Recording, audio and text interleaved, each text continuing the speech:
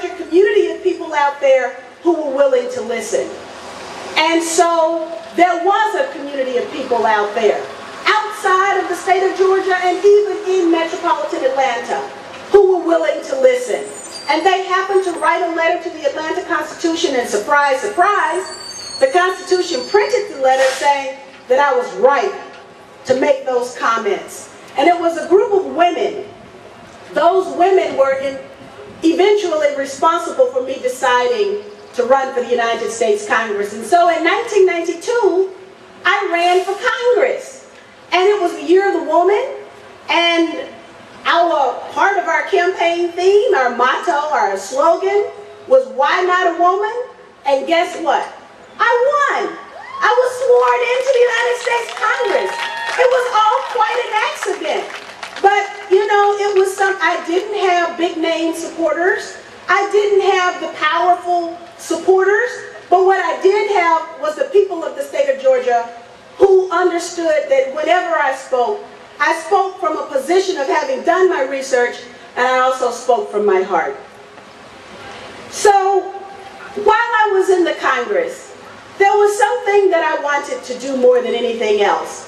And that was to make human rights the foundation for U.S. activity, not only around the world, but also right here inside the United States. Because as a Black American steeped in the civil rights movement, I understood that human rights and respect for human rights was important. And that's when we declared our congressional office an open door. Anybody from anywhere in the world who had a grievance that could be resolved through U.S. policy and congressional action, they were invited to come into our congressional office. And so they did. Whether it was the Yuwa people in Colombia trying to save their sacred lands from being mined on by U.S. petroleum companies, or whether it was our own Native Americans who didn't want uranium mined on their own lands. Everyone had an open door. And we tried as our best to represent the idea that the Universal Declaration of Human Rights had universal application. From the congressional office, we also made peace a priority. And so our congressional office was a place where you could be counted on to be anti-war, to be anti-occupation.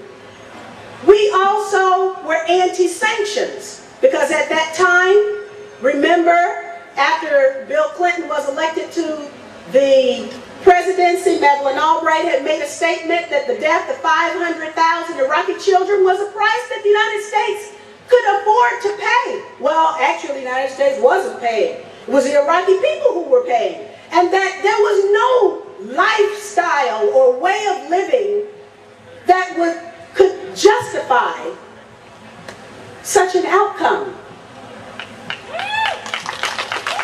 Our congressional office also sought to hold U.S. policymakers accountable. Whether it was the $2.3 trillion that Donald Rumsfeld had come to the House Armed Services Committee and admitted was lost, but it really wasn't lost because those were transactions.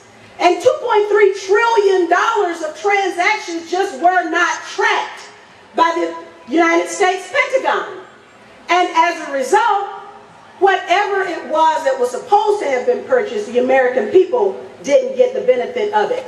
Or whether it was the idea that 4 times on one day, trillions of dollars of investment, U.S. taxpayers' investment in a military and an intelligence infrastructure could fail 4 times, and our explanation was that they hate us because we're free. Well, as a Black person in the United States, I understood the fallacy of that. And so I understood, well, I'm not free, and the people I represent aren't free, and so we need to have an explanation as to what happened on September 11th. And indeed, Colin Powell promised us a white paper, but of course, as you now know, we never got the white paper, and we never really got the independent investigation into the tragic events of September 11th. I also dedicated our congressional office to trying to improve race relations, starting in my own district, which eventually was dismantled by the Supreme Court and was changed so many times. It was changed as many times as on my hands, even though we're supposed to have only redistricting during the, right after the decennial census. But mid-decennial census taking and redistricting became the norm, particularly with me. And then I read in the newspaper that AIPAC, the American Israel Public Affairs Committee, had targeted Earl Hilliard and me for defeat. Now, we were targeted for defeat, and money streamed in to our districts from all over the United States. And so I began to ask questions about, well, you know, why is this happening when all I wanted to do was to make sure that human rights was the centerpiece of U.S. policy, whether it was domestic policy or whether it was foreign policy. Why would anyone disagree with that? Why would any group disagree with that? And then I learned that the Anti-Defamation League filed an amicus brief against the district that I represented when it went all the way up to the Supreme Court, and it was dismantled. The district that I represented was dismantled by the Supreme Court. It was done with the aid and assistance of the Anti-Defamation League. Why would a civil rights organization dismantle a congressional district that was created to provide for the first time in the history of black people since Reconstruction in the state of Georgia, and of course in Alabama as well? But it was in my case that the Anti-Defamation League filed the amicus brief. Why would they take the sides of 5 white people who wanted to dismantle the district? One of them was the white male that I beat in the congressional race, instead of supporting the 640,000 black and white people who supported the idea that human rights and peace and accountability are things worthy of a congressional office. What I learned from my own experience was that indeed Dr. Martin Luther King Jr.